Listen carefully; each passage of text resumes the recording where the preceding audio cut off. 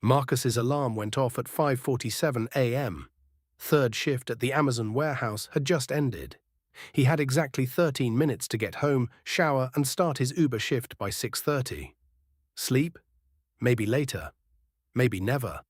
He pulled into the driveway of the small house in East Detroit he shared with his mom. Her '98 Camry was still there. She hadn't left for her cleaning job yet. Weird. He walked in, found her at the kitchen table, head in her hands. She looked up. "Baby, I don't feel good. Here's what they don't tell you about being poor. Everything is fine until it's not. And when it's not, it's catastrophic." Marcus drove her to the ER. Waited 4 hours. Finally saw a doctor. "Your mother needs surgery. Her gallbladder. It's infected." "Okay, how much?" The doctor's face changed. That look Marcus knew too well. Probably $8,000 out of pocket. Marcus felt his stomach drop.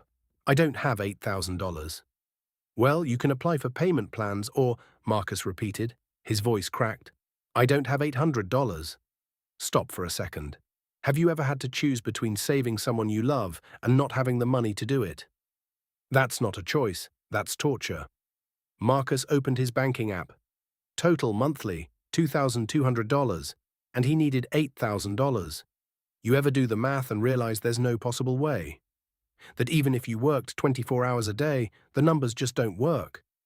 That's learned helplessness. That's the moment you understand the game was rigged from the start. Marcus stared at the screen until his vision blurred. 6 years. 6 years since graduation. He'd applied to 847 engineering jobs, got 12 interviews, 0 offers. So he drove Uber and worked warehouses and smiled at retail customers who made more than him while shopping for fun. And every night he came home and worked on his projects. Arduino boards, Raspberry Pi clusters, a smart home system he'd built from scratch. Have you ever been happy for someone and furious at the universe at the same time? Have you ever wanted to be supportive while internally breaking down because you did the exact same work and got none of the results? That's not jealousy. That's injustice. And your body knows the difference. God has a plan. But what if God's plan is bullshit? Marcus thought. What if there is no plan? What if it's just rich people winning and poor people drowning and nothing we do matters? The interview was with Jennifer and 2 other engineers. They asked him technical questions. He answered correctly, easily. They asked about his projects. He showed them his GitHub, the home automation system, the energy monitoring, the security protocols. "This is impressive," Jennifer said. "Why isn't this on your resume?" It is, page 2. She flipped. "Oh, sorry, I didn't see it. We get so many applications." 127 applications. Most recruiters never made it to page 2. "So Marcus, I have to ask. You graduated in 2019. What have you been doing since then?" Here it was. The question, the gap, the thing that disqualified him every single time. He could lie, make up a startup, consulting, something that sounded better than the truth. But he was tired of lying. "I've been driving Uber," Marcus said, "working warehouses. Retail, anything to pay bills and student loans." The room went quiet. "But every night I come home and I build, because I'm an engineer, even if nobody will hire me as one." Jennifer looked at her colleagues. Something passed between them. "Marcus, can you start in 2 weeks?"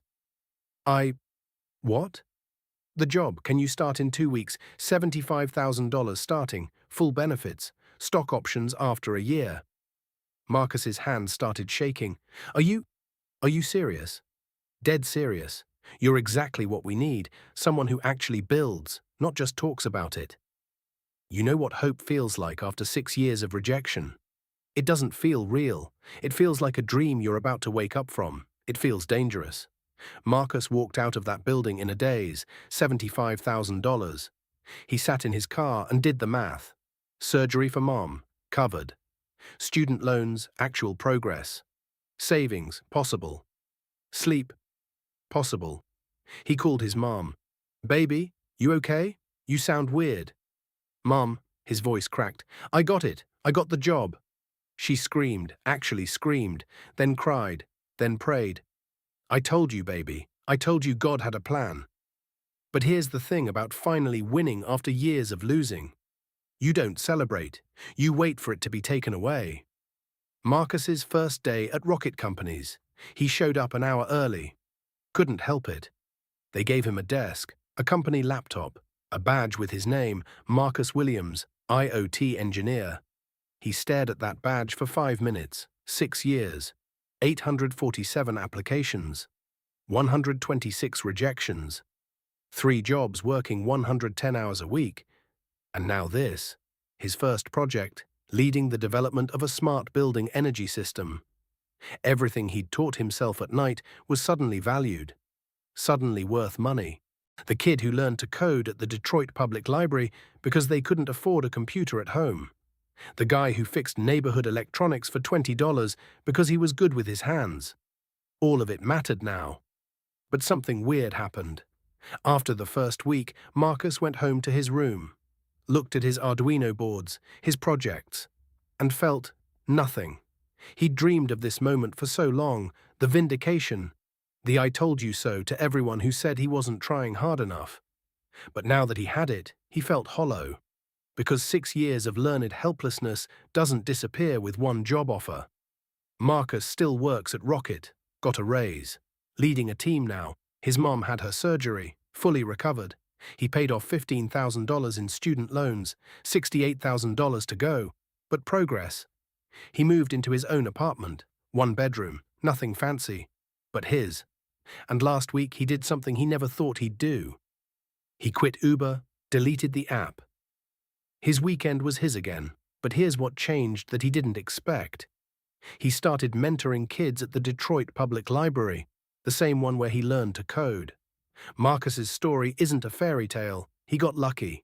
That job opening at the right time. Jennifer seeing page 2 of his resume. He did everything right and almost failed anyway. That's the truth. But here's the other truth. He kept building. Even when no one was watching. Even when it seemed pointless. And when luck finally showed up, he was ready. Now I'm asking you, what have you given up on because the system is broken?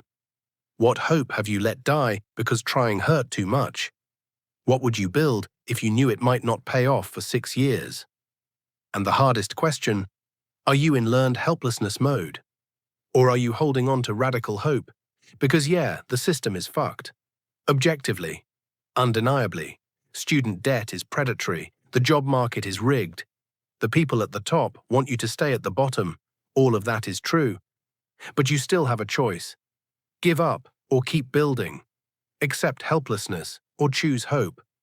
Believe the system when it says you don't matter or prove it wrong. Marcus chose hope, not because it was easy, because it was the only thing they couldn't take from him. What will you choose? The system is designed to break you. Learned helplessness is the goal.